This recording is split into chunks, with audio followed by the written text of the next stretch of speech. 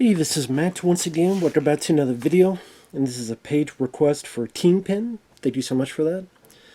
For those interested in requesting any type of videos, topics, commentaries, reviews, re-reviews, what have you, video game playthroughs for an hour, a full playthrough, whatever the case may be, feel free to send it.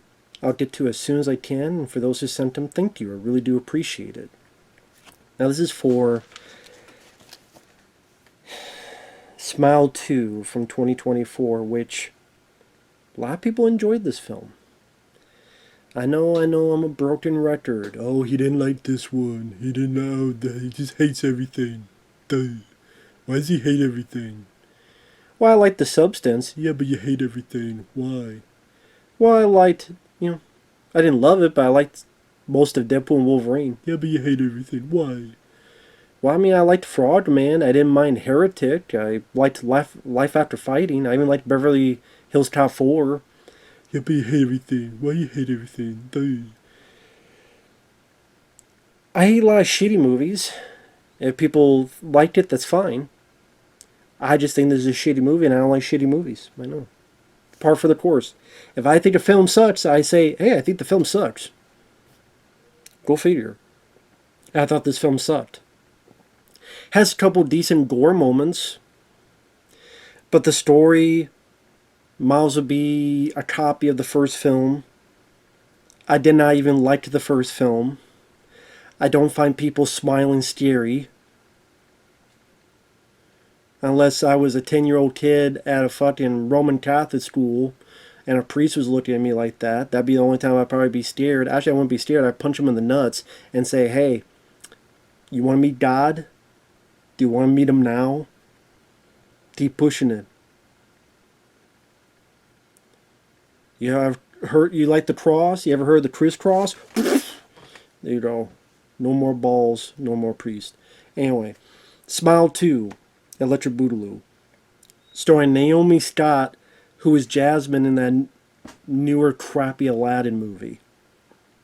Kyle Gallner returns from the first film, although don't get used to him too long. He's not in it a lot. The general story is Naomi Scott is a pop singer who is trying to make a comeback tour, and she had a history of substance abuse. Her boyfriend died in a car crash. She wants to get back on the horse, and one thing leads to another. She's not off the drugs, even though she should be. But that's her downfall. She goes to get more drugs, and there's a guy.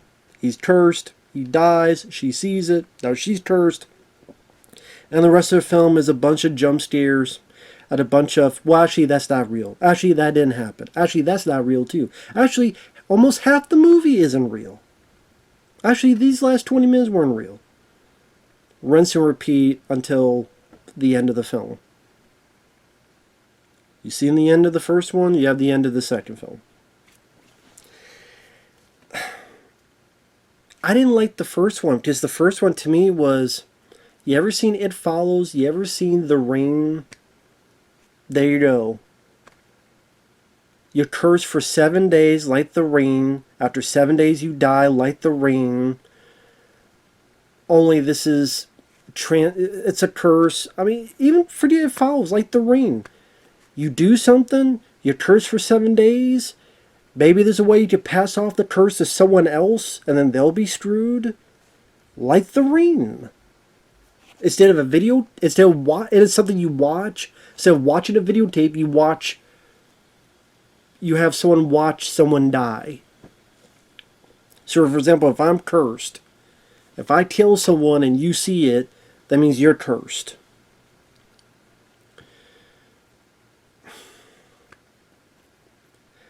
So Kyle Gallner is at the beginning of the film. He was in the last film. He's cursed. And what's weird is that the beginning of the film actually seemed like it could be interesting. Like a cop who has ways to maybe pass off this curse because he's a cop. A job where, lo and behold, you may have to kill someone. Justified homicide. And then maybe it could be this story of he's a cop and he doesn't want to die, but he doesn't want to pass off the curse to someone innocent.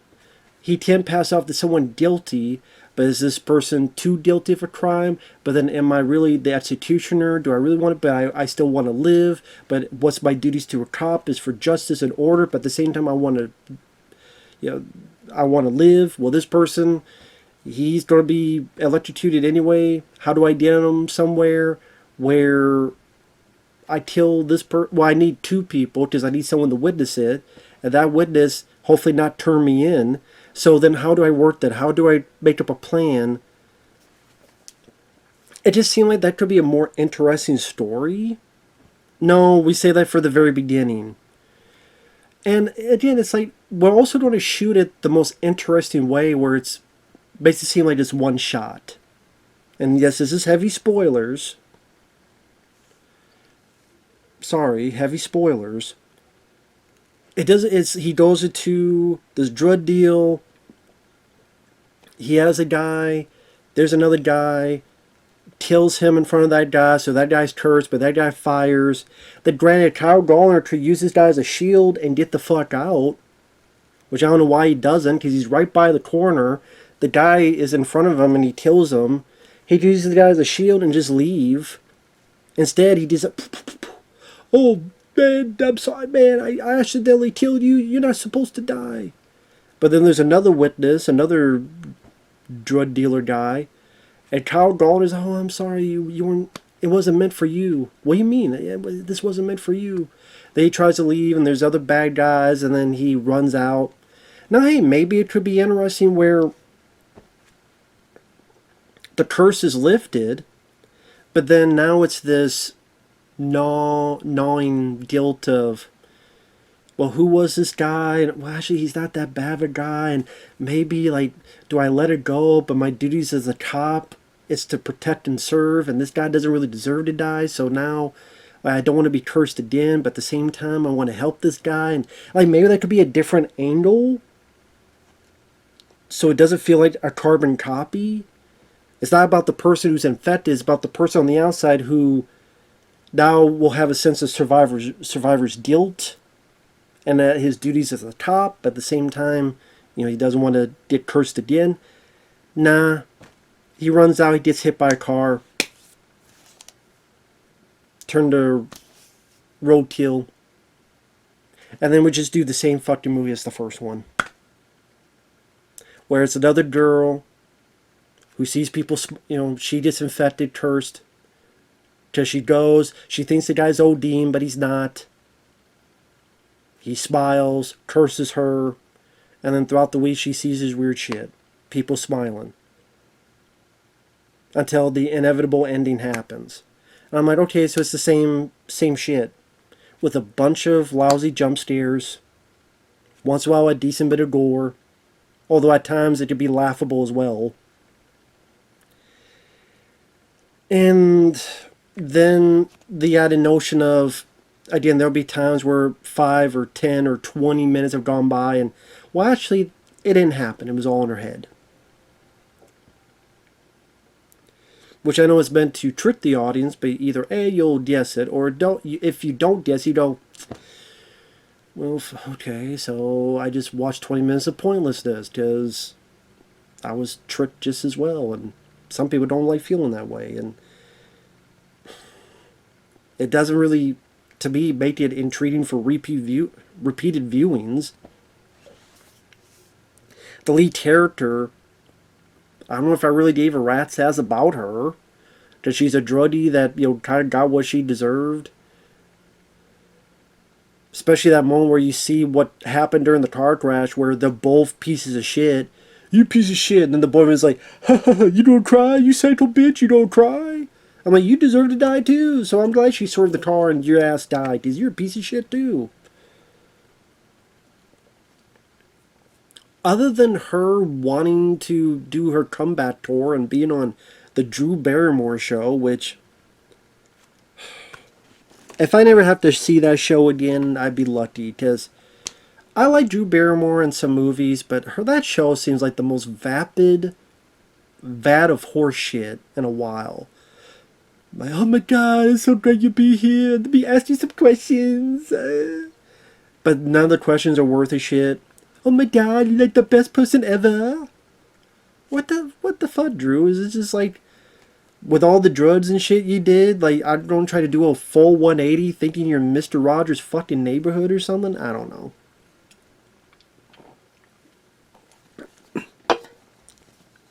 Whatever.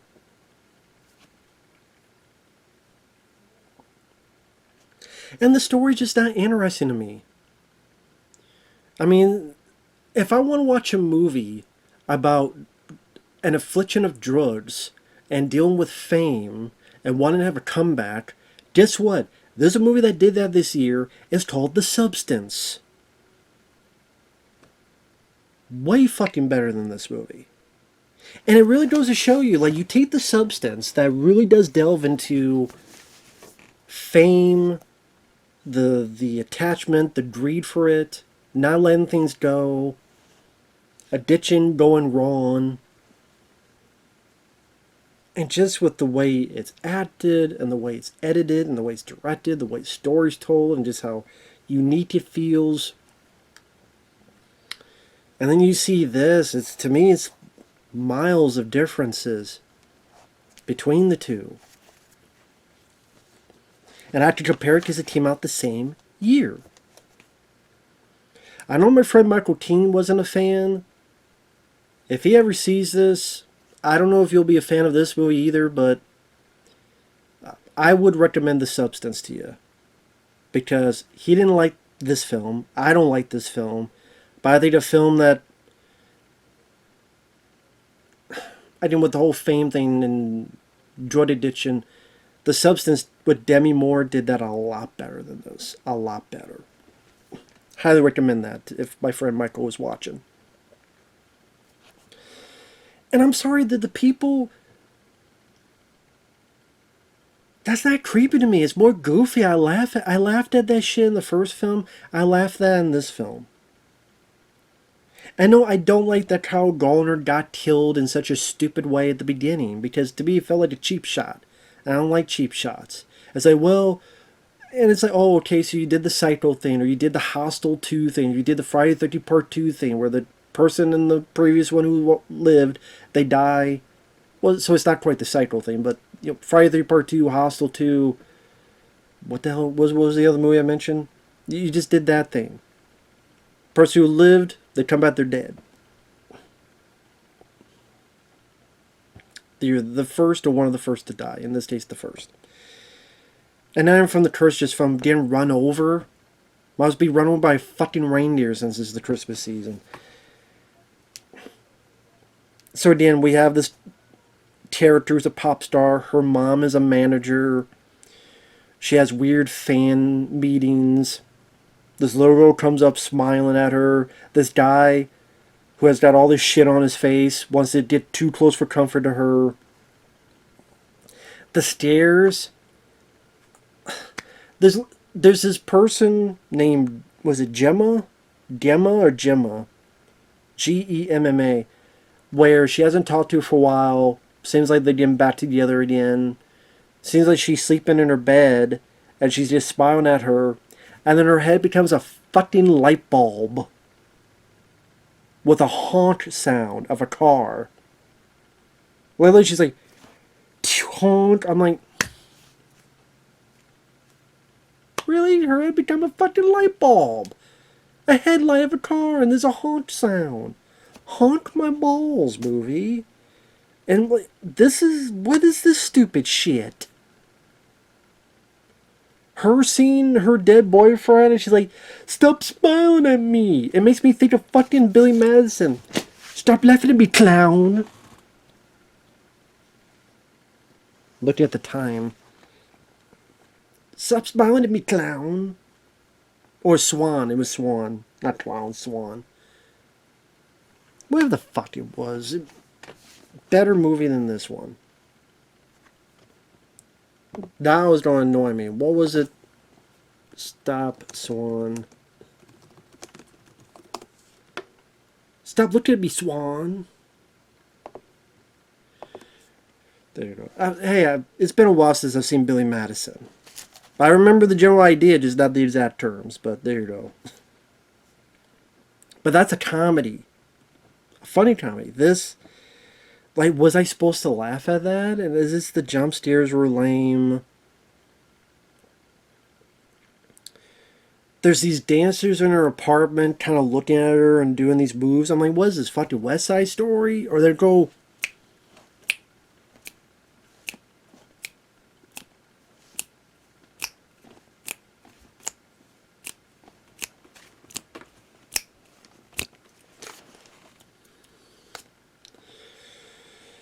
Jesus Christ with this horse shit. Or she visualizes that fan that was a bit too close to her, that he took off his clothes and his underwear is a shit stain. Yeah, because this movie's a shit stain, so I guess it fits. Like, what is scary about this? It's like, oh, a guy's shitty underwear with the, you know, Hershey streaks. That's scary, sure. But I don't know the way it wants to be. Yeah, I'd be scared of a guy's shit stains too. But is this what we're going with?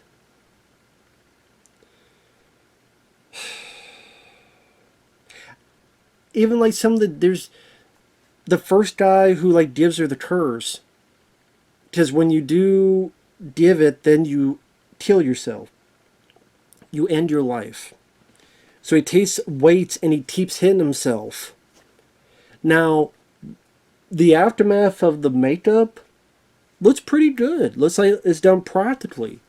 But what makes it goofy is the sound effect, and then you see the CGI blood splatter.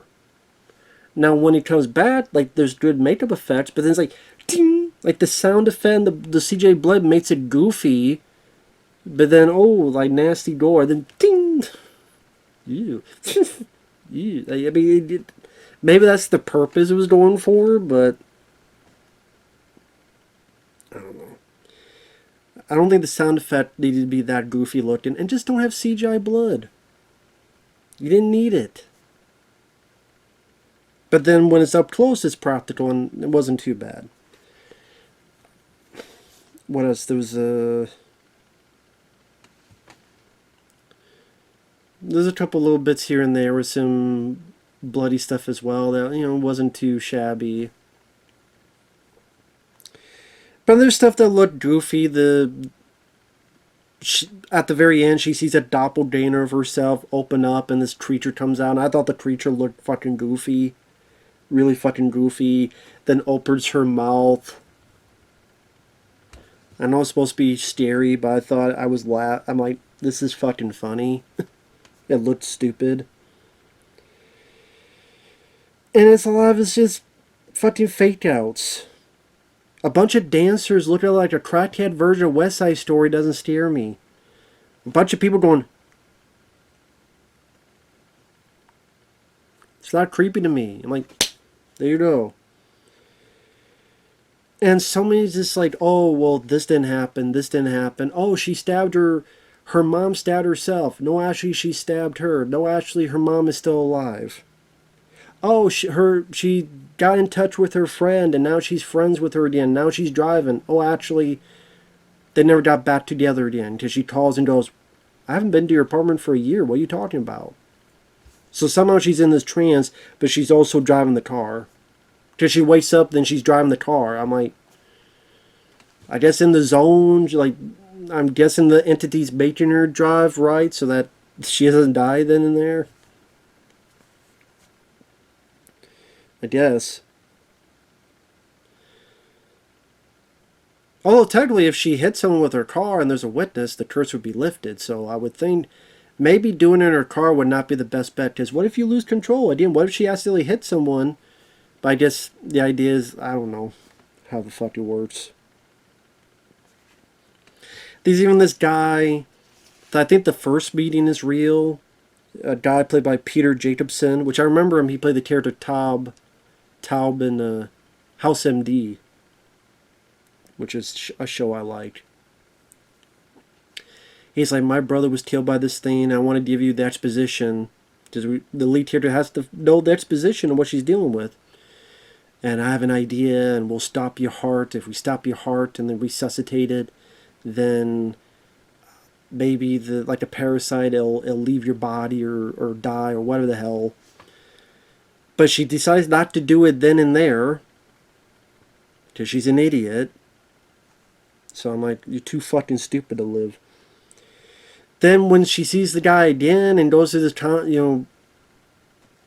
on the table and ready to stop her heart, and then she sees a doppelganger of herself, the version of herself that was in that car crash long ago, and they kind of have a bit kerfluffle.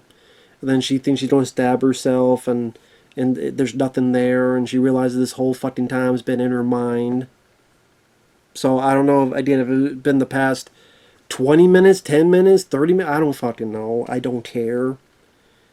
But you go through a chunk of the movie where nothing has happened, nothing happened was real.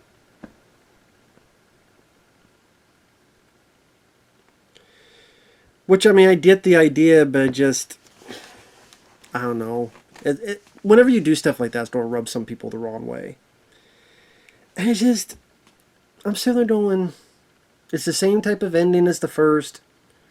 The girl dies. You see a creature. Creature looks goofy as shit. We see the creature open up her mouth and stuff, but in reality, people just see her faint. Gets back up with a smile. And then we hear and see an aftermath that apparently she took a microphone and jammed it in her eye. Okay. So I don't know what that means. Does it infect only one person, or does it infect, or can it infect more than one person? Because if that's the case, there's a shitload of people, so I don't know if that means all of them are cursed, or does it just pick randomly, like, well, this person died, eeny, meeny, miny, mo, catch a tiger by the toe. Is that what it's going to do? Well, they all saw it. Who's the lucky winner? You! Or is it all of them possessed, or what? I don't know what the fuck. I don't know if it really answers that question. Like, who gets possessed next? Is it everybody? Does he pick random? Does he play, like, Yahtzee or something to pick who the fuck is? I don't know. I don't care. This made a lot of money. I'm sure they're going to do a Smile 3.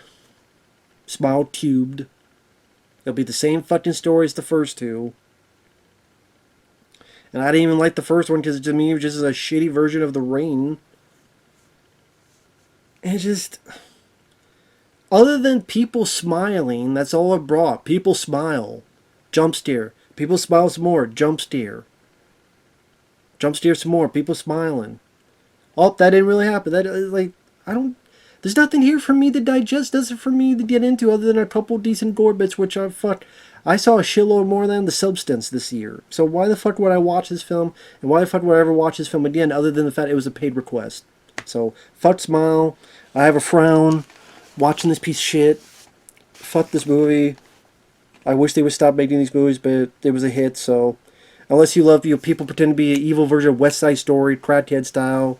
Like people smiling like they got a butt plugged up their ass. Or they went to a dating party and had fun. You can have fun with this all you want. Naomi Scott's performance, I didn't mind her performance, but her character I didn't give a rat's ass about. Gallner, I actually thought did a pretty good job at the beginning, but then they kill him off. So that was a fucking waste. I'm like, that could be potential, a cop having to go through all this, and with the way his job is, and that seems a lot more fascinating than the pop star angle. Which, other than the fan meetup, it could have been any other fucking job. So I don't think they really capitalize on the whole pop fame aspect. Again, like they did in The Substance. That yes, I'm going to keep comparing, because I think one is worth a shit, while this is shit.